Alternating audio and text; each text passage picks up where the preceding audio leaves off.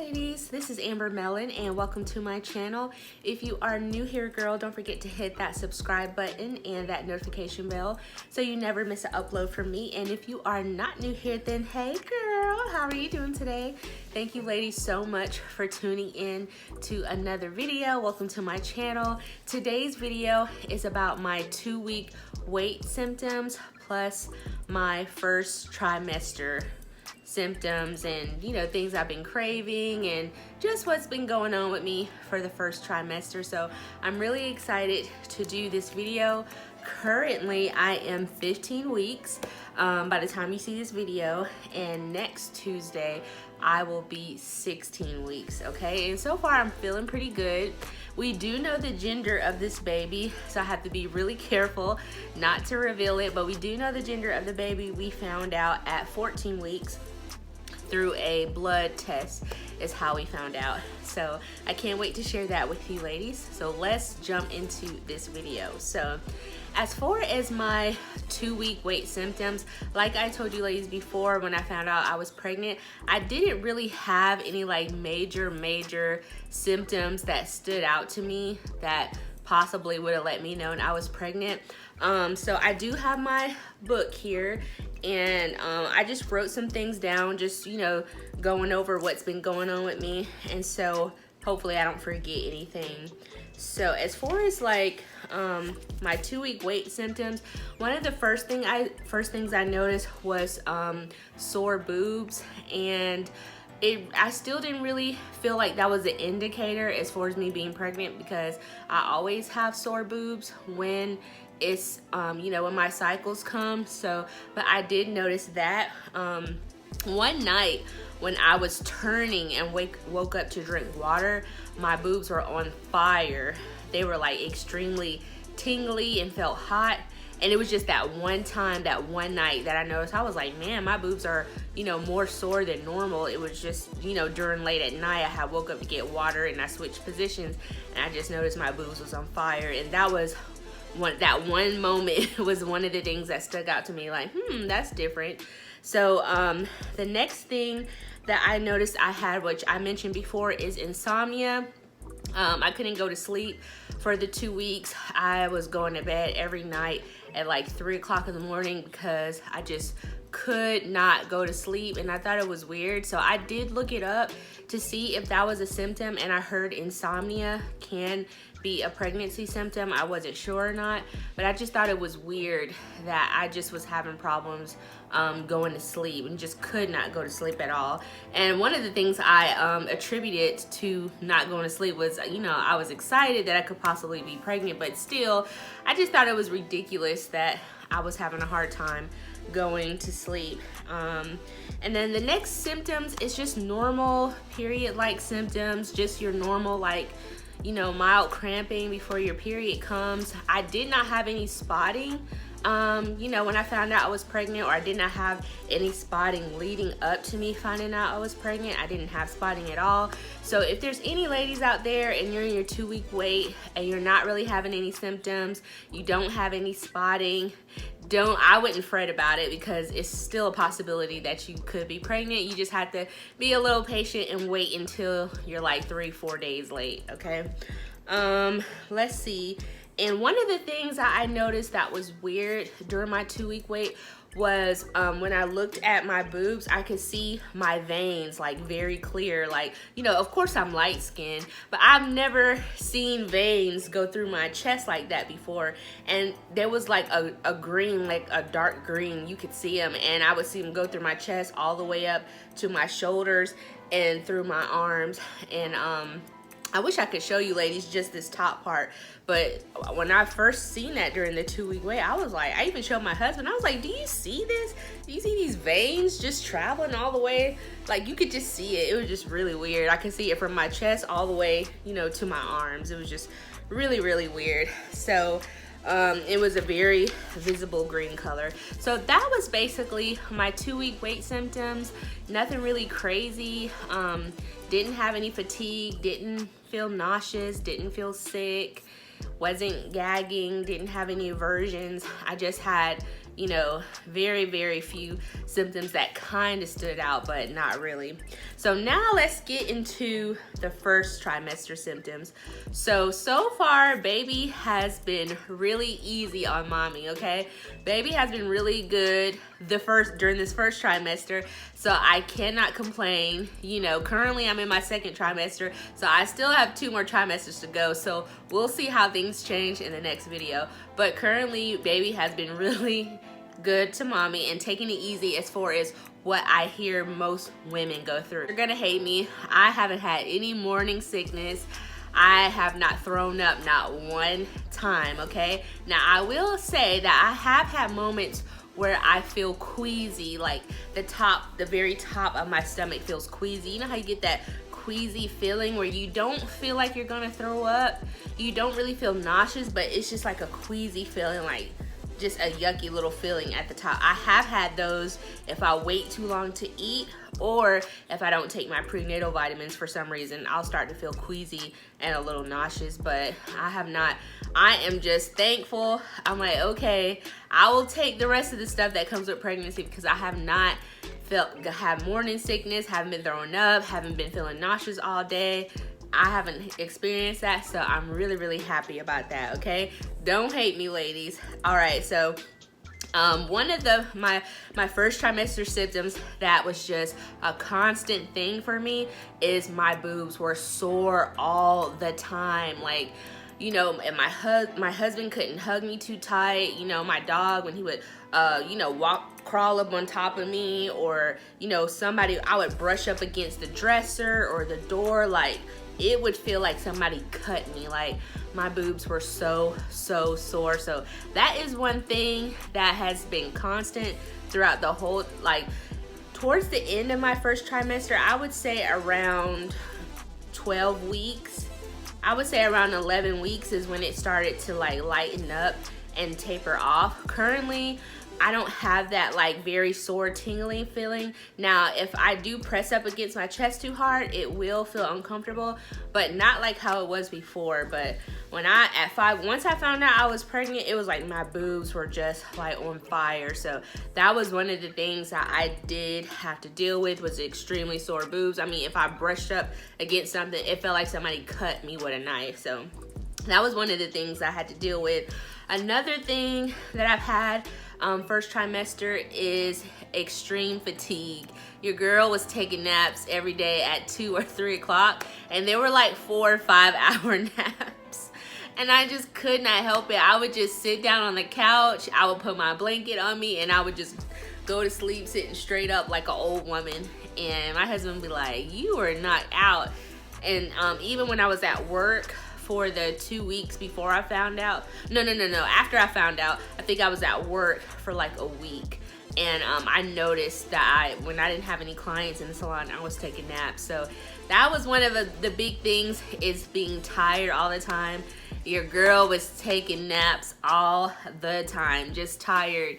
And the sucky part about it was it threw my sleep schedule off, because I would go to sleep around like 3 or 2 o'clock and wake up like around 5 or 6, you know, sometimes 8. When I would wake up, I wouldn't be tired, and it would be hard for me to go back to sleep, and I wouldn't end up going to sleep till like 1, 2 o'clock in the morning. So currently I'm trying to work on getting a better sleep schedule, like not staying up so late. Ooh, excuse me. But that was one of the things that, you know, my sleep schedule is messed up. I would go to sleep during the day and then can't go to sleep at night.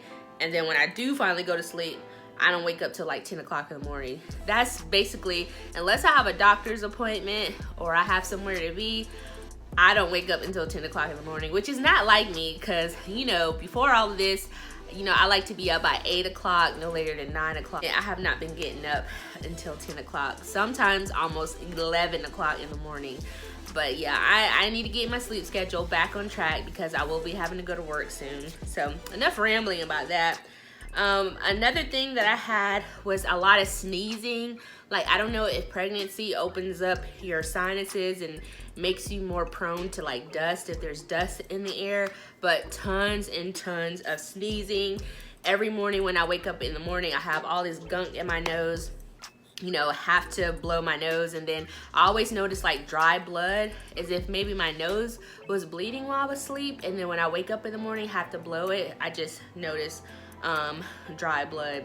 Another thing that I've had is back and shoulder acne.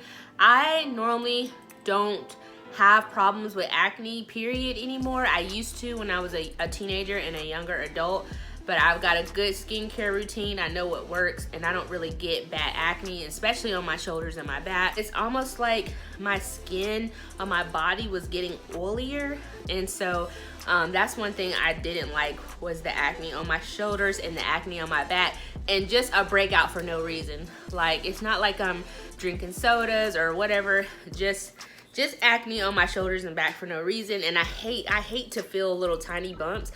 Another thing that I had to suffer with was constipation. Now, if you don't, you know, this might be a little TMI, so if you don't want to hear this, you might want to turn now. But constipation in the first trimester, because your digestive system when you're pregnant slows down so your body can absorb the nutrients in the food to give to your baby. And so normally I'm pretty regular, you know, we're all adults here. I'm pretty regular when it comes to like doing number twos. And especially, you know, I'm a coffee drinker, and that will make you go too. That will like relieve everything.